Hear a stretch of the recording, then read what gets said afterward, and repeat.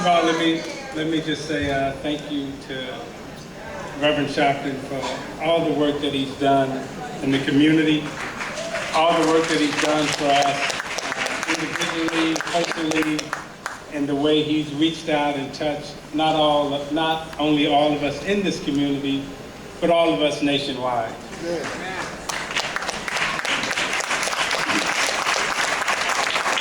And happy birthday. I guess I'll just start off by just giving you a little history of myself, just so you can understand that I come from a family of activism. I'm originally from the west side of Chicago. I'm the proud son of Isiah Thomas and my creator, Mary Thomas, my mom.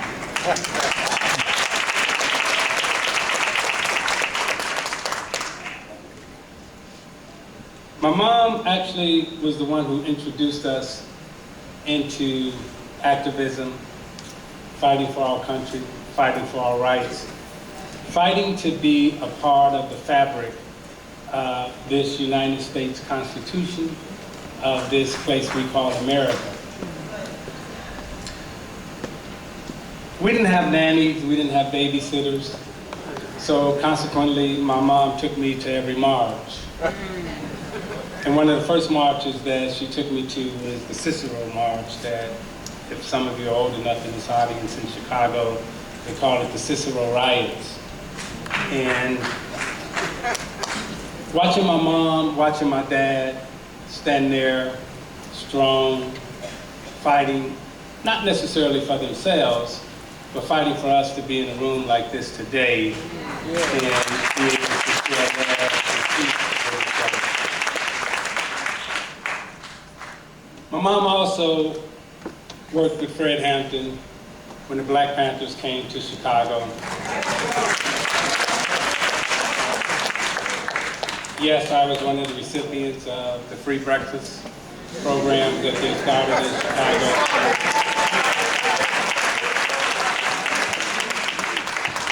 Congressman Rush was one of the ones who were feeding us at that time, and he was still young. Operation Breadbasket. My mom had us standing in those long soup lines before it was called. I'm sure some of you remember growing up how when you didn't pay the rent, they would set you out. And they would just put your furniture outside on the street. But we were that family. So there were some days that we were homeless, that we were walking.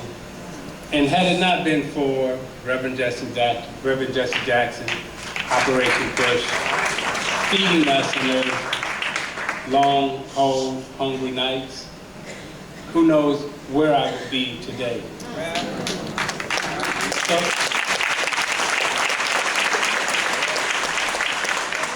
that's just a little snapshot of who I am, where I come from.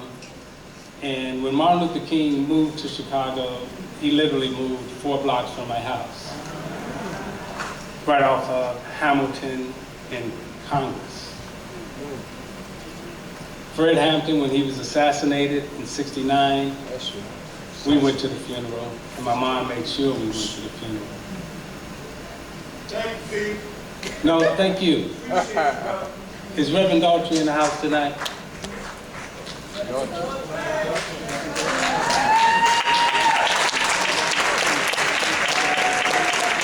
I don't know if Reverend Daltrey's in the house tonight, but if he's not in the house, I just want to give him a shout out and a big thank you.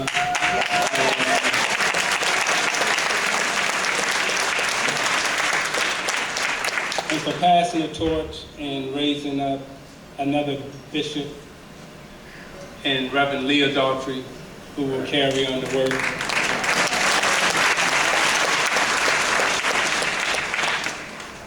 The last thing I want to just say, when Reverend Sharpton ran for president in 2004, there's another gentleman that ran for president in 1988 by the name of Reverend Jesse Jackson. And I was all of 18 years old when I met my wife, who I fell in love with from the day I saw her. She didn't know that I loved her, but the day I saw her, I knew that that was the woman I was going to marry. Now, to bring it full circle,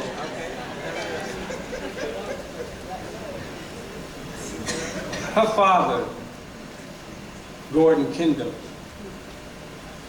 was one of the first brothers to represent and walk down in the White House and stand next to the president and guard as a Secret Service agent. Not only was he part of Nixon's detail, but he was also on Agnew's detail. And when Reverend Jackson ran for president in '88, and we were in the NBA Finals, and the phone rung at, it was 1 a.m., as any of you know, when you're dealing with Reverend Sharpton or Reverend Jackson, they have no sense of time. And when the phone rang, we had a game the next day, and my wife answered the phone, and it was Reverend Jackson. Now, he's running for president right now. And her father is the head of his security detail out of Chicago. She said to Reverend Jackson, "Can you call back?" I said, no. I could take the phone. That man gave me food. He fed us. He made it responsible for us to be here. Like, no, I got to take that phone. She's like, "No, my father with him, we good."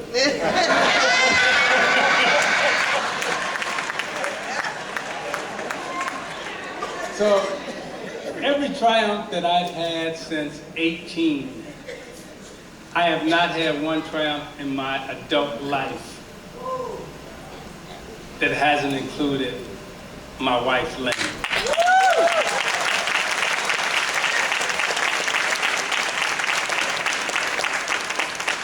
So I can't stand here today and accept this award solo, because as all of you know, that as the film said, we have many teachers, we have many mentors, and we have many shoulders that we stand on. And I can tell you, in my household, where I come from on the west side of Chicago, had I not met Lynn Marie Kendall at that time, who knows where my life would be, who knows where I would be standing. And when the Temptations came out here and said, "Ain't too proud to beg," that's been me a couple of times. But I always make up, because I sing to her, that's my girl. Thank you.